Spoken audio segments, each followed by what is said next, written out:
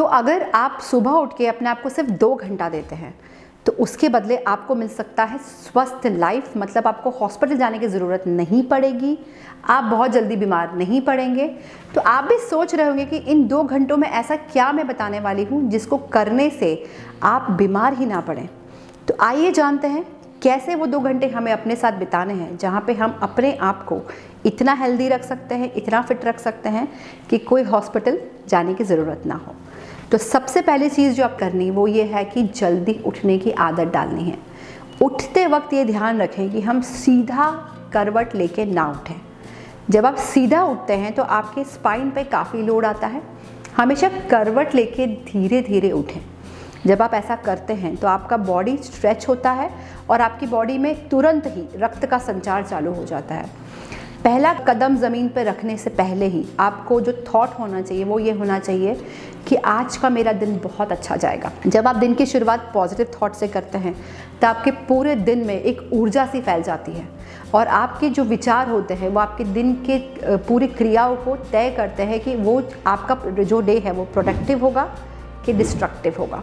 तो सबसे पहला थॉट जो आपके दिमाग में आना चाहिए वो आना चाहिए कि आज का दिन बहुत अच्छा होने वाला है, आज मैं बहुत खुश रहने वाली हूँ, आज मेरे साथ सब अच्छा होगा। और फिर आप देखेंगे किस तरीके से आपका जो दिन है या आपका जो यूनिवर्स है इस दिन को बेहतर बनाने के लिए सब संभव कोशिश करेगा। उसके बाद जब आप उठते हैं, उठने के बाद आप ब्रश करने के पहले यदि हो सके तो 2 से 3 गिलास गुनगुने पानी का सेवन कीजिए। गुनगुने पानी का सेवन अगर आप ब्रश करने के पहले कर सकते हैं तो और अच्छा है, क्योंकि आपका जो उठने के बाद जब आप गुनगुना पानी का सेवन करेंगे तो आपकी बॉडी के अंदर एक डिटॉक्स का प्रोसेस स्टार्ट होता है।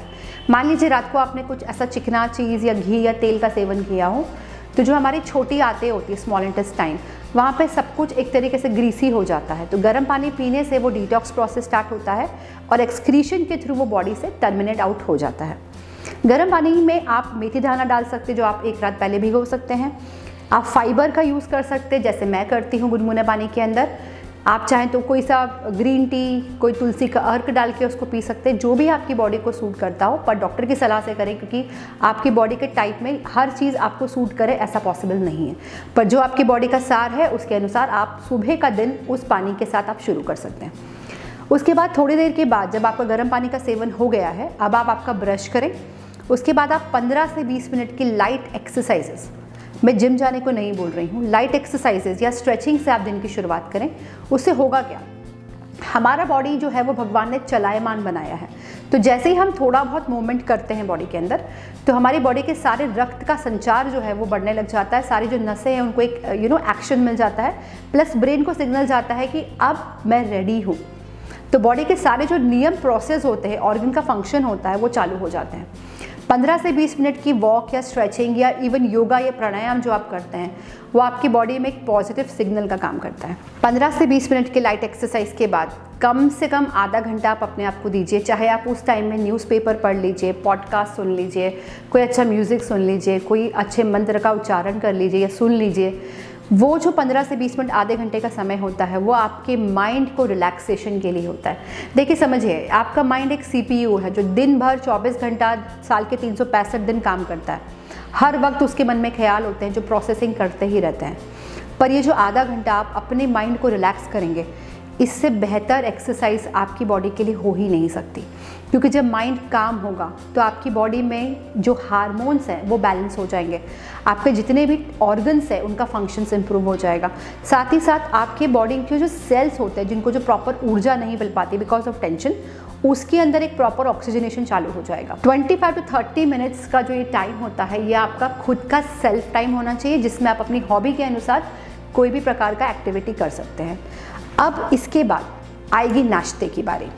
तो देखिए, नाश्ते का टाइम समझना बहुत ज़रूरी होता है। मान लीजिए अगर आप 11 से 12 के बीच में खाना खा लेते हैं तो आपको नाश्ता करने की आवश्यकता सुबह सुबह नहीं है। वैसे बोला तो ये जाता है कि जो आपका नाश्ता होना चाहिए वो राजा जैसा होना चाहिए। तो आप टाइमिंग के अनुसार, मान लीजिए अगर आप 1 से 2 के बीच में लंच करने वाले हैं तो 11 बजे आप नाश्ता या 10 बजे के तरफ आप नाश्ता कर लीजिए। अगर आपका जो खाना है वो 11 से 12 के बीच में हो रहा है तो फिर आपको नाश्ता करने की ज़रूरत नहीं, फिर आप शाम के टाइम पे कुछ हल्का फुल्का लेंगे। नाश्ते में हेल्दी चॉइसेस होनी चाहिए। आपका हमेशा जो नाश्ते की थाली होनी चाहिए उसके अंदर 2/3 फाइबर होना चाहिए। कोई अच्छा सीजनल फ्रूट जो आपको अवेलेबल हो, कोई ऐसी ग्रीन वेजिटेबल, साथ में प्रोटीन एंड कार्ब्स का रिच कॉम्बिनेशन। प्रोटीन अगर ज़्यादा होगा तो बॉडी आपकी जो है वो एनर्जी का प्रोडक्शन प्रॉपर कर पाएगी, आपकी बॉडी में मसल बिल्डअप होगी तो आपकी बॉडी जल्दी थकेगी नहीं। अब रिलैक्सेशन के बाद बारी आती है आपके रूटीन को चालू करने की। तो अब आप नहा धो के या अपना जो भी है टू डू लिस्ट बनाइए, आप अपने मीटिंग्स की, ऑफिस की तैयारी कीजिए या आप अपने किचन में जाने की तैयारी कीजिए, और आप देखेंगे कि ये जो 2 घंटे का समय आपने अपने बॉडी पे और अपने साथ व्यतीत किया है, उसमें आपका दिन कितना एनर्जेटिक हो सकता है। उस छोटे से प्लानिंग की वजह से आपकी पूरी बॉडी दिन भर बहुत एनर्जेटिक और बहुत अलर्ट फील करेगी। तो ये 2 घंटा जो आप अपने साथ बिता रहे हैं, ये आपकी बॉडी को पूरी तरीके से हील एंड रिपेयर करके आपको हमेशा डिजीज़ फ्री रख सकता है। और जानकारी के लिए आप इस चैनल को सब्सक्राइब कर सकते हैं और मुझे फॉलो कर सकते हैं।